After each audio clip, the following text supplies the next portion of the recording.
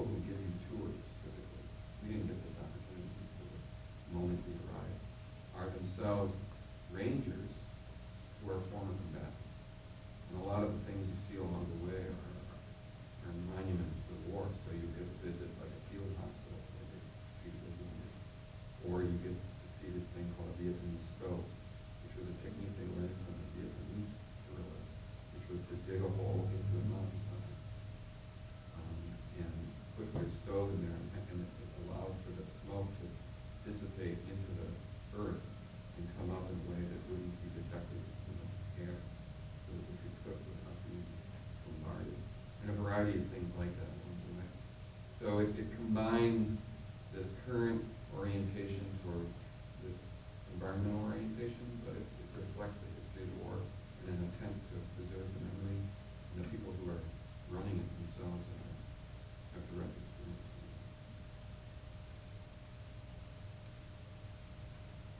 Is there any follow-up plan? You know, when you come back and you go to your communications done, or what happens next, I guess, in terms of your involvement or whatever?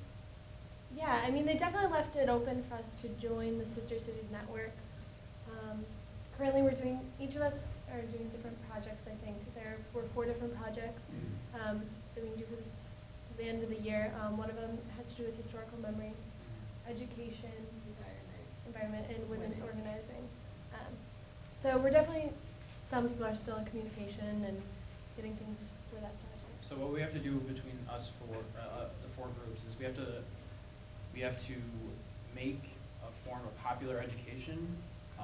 Doesn't need to be extravagant, but something that you can like express to the public to relate concerns here with their concerns and establish sort of like a connection to make, I guess, to express, solidarity. So. I really encourage you and your leadership as well to follow up on that idea of bringing in what you do and learn and also know back here, because there's so many parallel areas of concern, so many parallel issues, so many struggles that we face just like. Mining is Of one course, of them. yeah. So I we was just, just- El Salvador is facing a lawsuit where they're getting sued by a Canadian company. So this Canadian company is called Pacific Rim, and what they're doing is through CAFTA, they put an institution in the United States and was able to go through CAFTA, and they essentially bypass everything and was able. Which they can do. Yeah. Right. Yeah. So by way of example, my wife and I went down twice, once with Sister Cities and once another group. But after the Sister Cities experience, it was a very small delegation that looked for us. I heard Conrad, he's not Conrad now, led that group, and he's still doing faculty, I'm not sure. But, What year is that? early this century. After 2000. But we came back and did, in effect, a community-wide seminar on El Salvador, but not just, it wasn't just, well, this is happening there. We tried to make things The connection. connection. So it was a collaborative effort with the university faculty participating, with the head group faculty. We brought paid for it. I was at MATC and my wife was at the same time, so we were in college, and money when we could pay transportation for friends with me in El Salvador to come here, that participated in speaking to the public. Former Ambassador White came. He was the one let go by Nixon after the incident with the nuns. The nuns came home. And it was my only point is, what you're doing here is fabulous. And the broader and expression of those connections you can establish with the Madison community, the better. And I think it's always interesting here in this program to get a public community crowd, young university and people like me that again are just still interested in connecting with more Sister Cities and what we do. So thanks for this. I really enjoyed it. Thank you. I thought maybe we had the same, we may have stayed in the same. Oh, house. that's right. That's why I asked my Who was question. your, She was a health provider.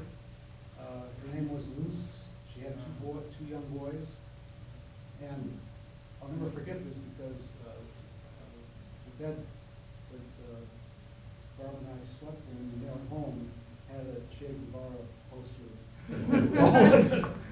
So, you know, she had been a combatant as a teenager. And still. I think we're out of time, a little over, but thank you all for listening, coming here, seeing our presentation. Thanks for the good food. Yeah, yeah, and if anyone else does have any questions, feel free. That's I saw your attachment on sign-up sheet for the Haven Center email list. So if you want to get Haven Center emails about future events, just fill out your name here. And also, First Fantasia will be having office hours this Thursday from 10 to 12. So if you want to see him, talk about your research, what have you, contact me, come to me at the end of the event, and I can fit you in the slot. Well, good afternoon, everybody. I'm Don Taylor from the Department of Labor Education in UW Extension, also known as the School for Workers. And I have the honor of introducing our guest today. Rick Fantasia is the Barbara Richmond 1940 Professor in the Social Sciences and Professor of Sociology at Smith College in Northampton, Massachusetts. His research has been driven by questions of labor and culture and their interpenetration both in the US and France. He writes periodically for Le Monde Diplomatique and is the author of Cultures of Solidarity, Consciousness, Action, and Contemporary American Workers, and co-author with Kim Voss of Hard Work, Remaking the American Labor Movement. His recent research has concerned the symbolic economy of French gastronomy and the dynamics of its transformation as a cultural field, which brings us to today's talk, Reign of Le Terroir, French Gastronomy in the Age of Neoliberalism. With that, I give you Rick Fantasia.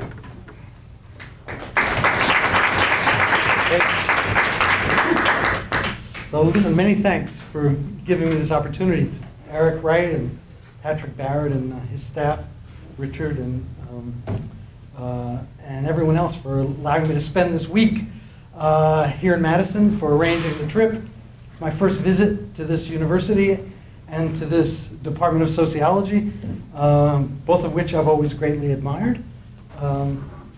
My admiration has, however, over the past 2 years become something akin to veneration, if not outright worship, not just of the university and the department, but of a city that, to a labor sociologist like me, has become essentially sacred ground after the extraordinary events of 2 years ago. So while immensely grateful for the opportunity to be here and to share my work with you, it's also been for me a kind of a pilgrimage, if you will, that has magnified a sense of wonder that I feel being in Madison. My lecture, today, I'm not going to be addressing the questions of labor and working class culture and collective action, which are probably the reasons that people thought to even consider inviting me. Although my research on French gastronomy was initially motivated, I think, by some of the same sentiments that motivate my interest in working class culture and the labor movement. Psychoanalytically, perhaps, if not socioanalytically, for I was intent early on with this research to pierce the bubble of bourgeois pretension, not of French bourgeois pretensions, but of American bourgeois pretensions, for whom all things European and French in the cultural realm have always been objects of reverence. Cars and fashions and foods and even social theories. My plan to lay this out to you is to present an analysis of a cultural field, French gastronomy in this case, which I've been working on for a very, very long time, kind of on the side. Only published a couple of things on it over the years, but I'm now trying to complete it in the coming months. And so being here and being able to do this has been great for me because it's, in a sense, allowed me to prepare a lecture that prods me toward completing it by tracing, I want to trace the arc of the trajectory of the research for you, but it's sort of at the other end of it, at the end of the talk, the last, section of it, that I'm sort of laying out new for the first time for myself. But generally, there's a focus here in what I'll present on three main intersections along my trajectory or route, three problematics in the recent history of this cultural field.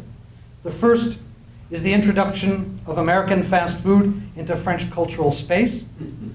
The second being the logic of the process by which traditional French cuisine, French haute cuisine, was transformed and has been transformed in this process, shaken up, if you will, and how this logic has been extended to the farthest reaches of the French cultural imagination, to the terroir, this term, it's kind of a mysterious term that's getting bandied about a lot in American culture now, but we'll talk about it in a few minutes, and la France profonde, the deep France, the kind of recesses of the French cultural imagination. I'm going to use PowerPoint today, at least PowerPoint images with no text, to provide a visual backdrop of the agents and the institutions who inhabit this cultural domain that I want to tell you about. My interest in this material was driven really less by an interest in food and foodways early on than it was by an interest in the social and economic effects of US cultural influence.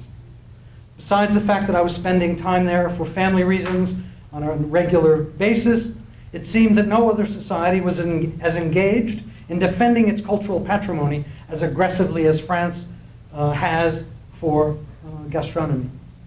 In France, gastronomy has been among the crucial 2 or 3 pillars of the cultural patrimony.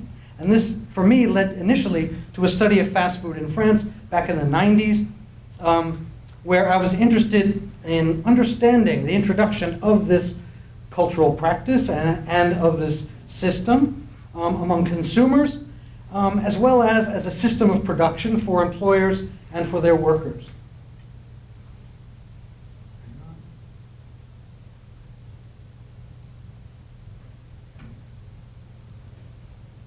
All right, there it is. In the research, I sought to demonstrate the distinctiveness of fast food in the realm of consumption practices, French consumption practices, including the menu for sure, the food behind the counter, but also the atmosphere of restaurants, the uses of space, and these were quite new in the 1980s when they were introduced, the uses of space, the surface textures of the restaurants, the lighting levels. I took a photometer into McDonald's and fast food restaurants in France, but also traditional restaurants, and used that, and I have tables in the first thing I wrote about this with looking at lighting meters, because I was really quite interested in the American presentation of a new form of cultural hyperbole, using lighting and color and imagery. And also the service innovations that these restaurants brought, the new kinds of self-service practices, a standard for queuing in restaurants, which at the time was quite new. New ways of eating with one's hands, unwrapping food individually was a new phenomenon. And in fact, in the first McDonald's that I visited back in the late 80s by now, in southeastern France, there had been no other fast food restaurants. And at the first opening of the restaurant in a town called Annecy, the restaurant, the McDonald's, had an interlocutor, and someone at the door who would guide customers inside, show them where to stand, kind of explain the menu and how it works. This was all fairly new in the French social universe. Also, I was interested in understanding the customer base of these restaurants.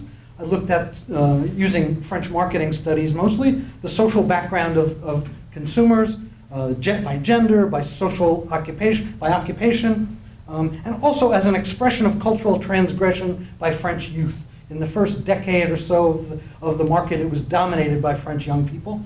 And I have a kind of an analysis of that I'm not going to share now, but it has to do with a kind of form of cultural rebellion that Americanism represented to the French.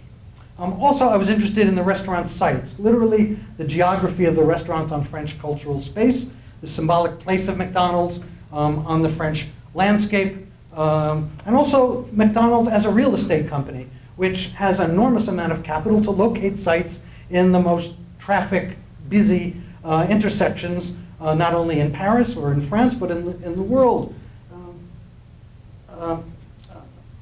With the distinctiveness of fast food, and this was my concern throughout these segments of this research, the distinctiveness of fast food in relation to traditional French culture, French restaurants. Also not only in the realm of consumption, but in the realm of production practices, characterized by computerized accounting systems, accounting systems that allow McDonald's in Oak Brook, Illinois, to know the number of milkshakes sold in any outlet, in any restaurant in Paris at any time of the day. The hyper-rationalization of food preparation, which was something quite new in France, to break the process down using this, what's the word? It starts with a V, I can't think of that word. Term from labor process literature. Anyway, the labor process is broken down into its simplest parts. Thank you. The extensive use of contingent part-time labor in these restaurants, and a virulent anti-unionism that McDonald's was bringing along, introducing it into the French service sector. These were consumption and production practices that were relatively new, and especially in the service sector and the restaurant industry.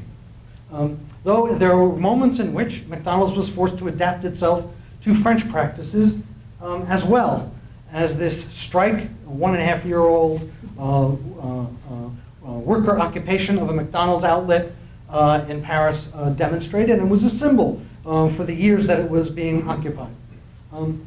By pulling at the threads of McDonald's in France, I soon found myself in a world of industrial processes and industrial organizations, a world propelled by the economic power of the Grand Groupe Agroalimentaire, the large corporate food processing sector, which had developed in the 1970s and into the 1980s in France.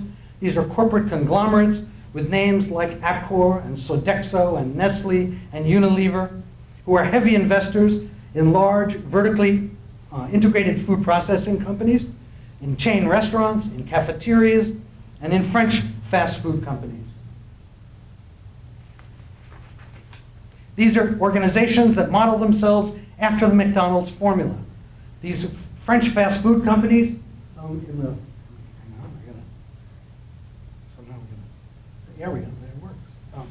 down in this segment, hamburgers and fast food at McDonald's really at the time were almost secondary to the French fast food companies that were appearing fairly regularly in the 1980s. But the McDonald's formula was modeled by French hamburger companies, particularly during about an 8-year period in which McDonald's was tied up in lawsuits on the French market, and they couldn't expand on the French market. They appeared in the 1970s, but in fact, they were pretty much confined to 11 outlets in Paris, while the French firms were fighting them in court. And anyway, McDonald's won the lawsuit, but it freed, in a sense, it gave an 8-year period in which French firms could model themselves after the American formula, set up hamburger restaurants throughout France with names like Quick and Free Time and Kiss Burger and Love Burger and Katie's Burger. These were American-sounding names that were perfect examples of what has been called organizational isomorphism. They had all the visual displays of American fast food restaurants with French fries and milkshakes and hamburgers and that. However, the lawsuit ends in about 1982. I guess they were freed then to open their outlets on the market. And the French market for fast food is soon overwhelmed by McDonald's and its massive marketing budget and capital base, which allows it to secure the most expensive real estate sites for its outlets throughout Paris and France. And so while McDonald's started up, when it started up, it installed about 150 restaurants between 1982 and 1989.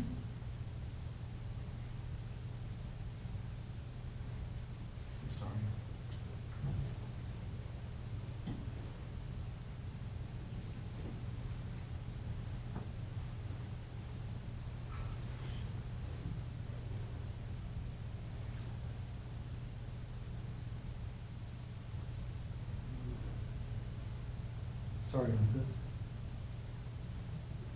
it the right size? Is it big enough for you?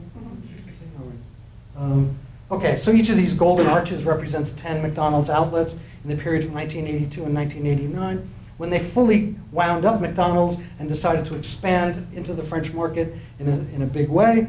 In 1989, they swept most of the French firms, French hamburger firms from the market within just a few years, installing one new McDonald's outlet every week for over a 20-year period, so that by 2009, there were 1,200 McDonald's in France. Again, each of the, you can just see it. I mean, they're everywhere. They're not only in Paris and Bordeaux and Lyon and Marseille, but they're also throughout the country in small regional cities of 30,000. Now, I might have stopped this research there, and I actually did for a couple of years. Figuring that I had developed a reasonably good detailed case study of Americanization, and would have stopped and would have written a book that would have been, a reasonably characteristic book from the kind of cultural studies perspective, focusing on both production and consumption, on design, and on all the things that say, I don't know, Dick Ebdage, his book on, or his article on Italian motor scooters in Italy in the post-war period, for me it was emblematic of the kind of cultural studies analysis that was interesting. And that's what I sort of modeled this after at the time. But then I encountered Pierre Bourdieu, whose radical relationalism encouraged me to push beyond the boundary that I had set around my project, prompting me to reconstruct the focus and object of my analysis, to try to encompass a broader field of relationships and mechanisms that linked mass culture to high culture, linked fast food to haute cuisine, and that linked the local to the regional, and linked Americanization, which was my initial kind of political project, to globalism more generally. By field, and that's what I had to do, is construct, in a sense, a field. I mean a distinctive social microcosm that develops its own characteristic practices, rules, and forms of authority, standards of evaluation, distinct domains of human activity and practice that develop over time, that change, that sometimes wane, and that are more or less autonomous. That is, more or less able to insulate itself from the external influences and maintain its own criteria of evaluation, its own sort of integrity as an activity, against those of neighboring or intruding fields. This is sort of the generic framework that I used for analyzing cultural fields. The key axes along on the horizontal side are production practices, from the industrial to the artisanal. The industrial being things that are the value that is placed on practices that are short time, that are modern in technique, and that are highly standardized, as against the artisanal, take a long time, and that's valued, that value traditional technique, and that value unique, non-standard practices. The consumption axis vertically are at the top restricted markets for luxury goods, characterized by, as we all know, sophistication and complexity of practice, formality, things that are high in expense, low in volume, and that are exclusive. As against the mass market at the bottom of goods that are produced for convenience and simplicity, informality, that are inexpensive, that are high volume production lines, and that are inclusive, allow people accessible. In most markets, in the French market, the American goods are represented at the lower right quadrant, and French goods tend to be represented to the world, and that's the French kind of representation of itself to the world in the realm of economic and cultural goods in the upper left quadrant. In that initial phase of the research, that is studying fast food in France, I was, it turns out, only seeing a limited universe of practices and institutions that are reflected in this southeast quadrant of the diagram, with fast food and its industrial relatives engaged in practices geared toward mass markets, high volume production, advanced industrial techniques, and where the U.S. is known for its leadership and mastery in this domain internationally. It is the obverse of haute cuisine as a cultural practice and traditional cultural representations of Frenchness. Traditionally, the world of haute cuisine was a world largely unto itself, operating as a relatively autonomous domain of culinary practices, its own rules and regulations, its own forms of authority, its own standards. An autonomy achieved largely, by the way, there was, in a sense, a firewall between these two worlds. When I began the project and interviewing fast food executives and food journalists in France, they wouldn't acknowledge that this new fast food phenomenon had anything to do with traditional French cuisine. It was a different universe. Over and over again, they said, what I would ask, well, what about the introduction of American kinds of food and ways of eating? They didn't want to acknowledge it as an introduction into France. Really, it was an American thing that operated on the French market. Yes? Does the arrangement of these workouts have any meaning in it? Is the distance between them, are you doing anything like that with these, or is it just sort of to create? I want to do something with the distance between them, based upon volumes of capital that are deployed on each side. I haven't done it yet. This is my approximation as to where these things kind of ought to be. So this is quite a subjective kind of, this is sort of to help you see the relationships, but not the depth of the relationships, really. I can't, I don't want to do the history of this developing field. Other historians and historians have done that. But it was an autonomy that was achieved over time.